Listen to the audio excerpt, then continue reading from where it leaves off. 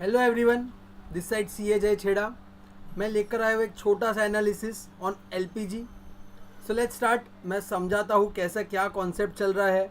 लोग panic buying कर रहे हैं एलपीजी सिलेंडर्स की। सो बस वो समझाने कर ये देखकर मैं समझाना चाहता हूँ लोगों को कि क्या एक्चुअली डेटा बोलता है। इंडिया है, इंडिया कितना एक्सपोर्ट करता है? सो इंडिया 60% एक्सपोर्ट करता है ऑफ एलपीजी। सो आइडियली हमारा जो डोमेस्टिक प्रोडक्शन है वो कितना है? 40%।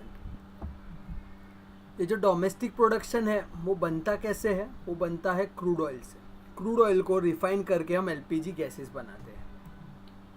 यहाँ तक समझ में? ये 100 इंडिया की रिक्वायरमेंट है। अब ये जो 60 है उसमें से जो 90% है, मतलब कि 54%, it comes from the Iran route. And जो बाकी का 6% है वो नॉर्मल रूट से आता है। और ये 54% जो है वो ईरान वाले रूट से आता है, जो प्रॉब्लमेटिक रूट है। सो यहाँ आप समझ में आ रहे हो, यहाँ 6% तो हमारा सेफ है। अब ये 40% में मिनिस्ट्री ने बोला 25% हम प्रोडक्शन बढ़ा रहे। सो 25% प्रोडक्शन बढ़ाना मतलब 25% ऑफ 40, मतलब कि ओवरऑल रिक्वायरमेंट का 10% हुआ। सो अब ये टोटल कितना हो जाएगा प्रोडक्शन? 50%। सो अब समझते हैं, मेरी रिक्वायरमेंट 100 है, उसमें से डोमेस्टिक प्रोडक्शन कितना हो जाएगा? 50%।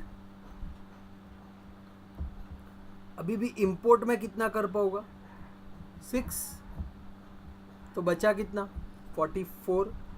ये 44 मैं रिजर्व कहाँ से यूज़ करूँगा? मेरे रिजर्व में से। अब मेरे पास रिजर्व कितना है, चलो वो समझते हैं। सो मेरे पास जो रिजर्व है वो as per the government data it's like 22 days reserve. 22 days reserve.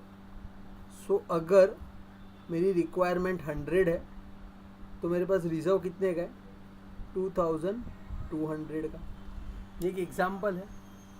So requirement अगर 100 है तो 2200 डिवाइडेड बाय क्या? डिवाइडेड बाय मेरा एडिशनल, अगर मैं नेगेटिव कितना जा रहा हूँ? -44 एवरी डे, मतलब हर रोज़ मैं 44 इसमें से निकालूंगा।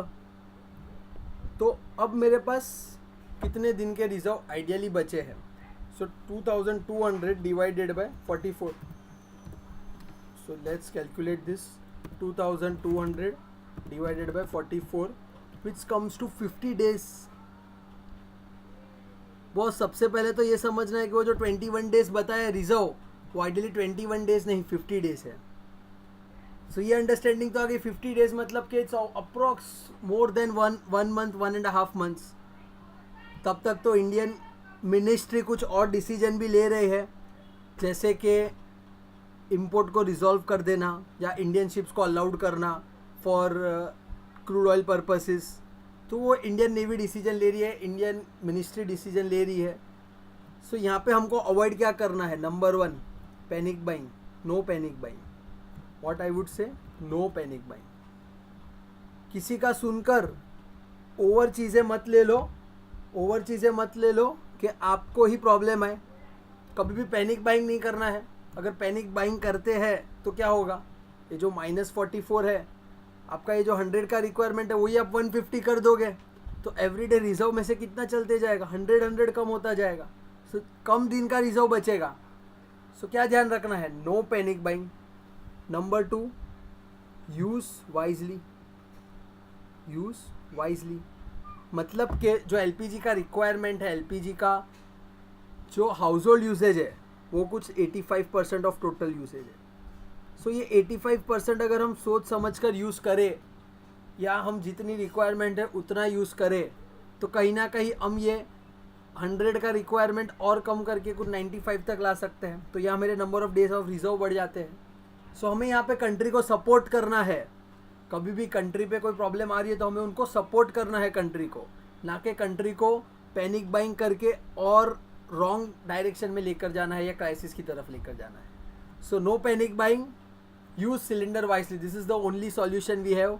Use LPG gases wisely, unwanted usage मत करो। आगे सिचुएशन कैसी होगी मुझे नहीं पता, बट एज ऑफ डेट मतलब कि 12 मार्च दोपहर को 1 बजे मैं ये रिकॉर्ड कर रहा हूँ। सो इसके बाद सिचुएशन शायद और अच्छी हो जाए या बुरी हो जाए, बट अभी के लिए ये सिचुएशन है. So guys this is just an information video for all of you कि हम इंडिया को आगे लेकर जाए ना कि पीछे लेकर जाए. Thank you so much. Have a great day. Bye.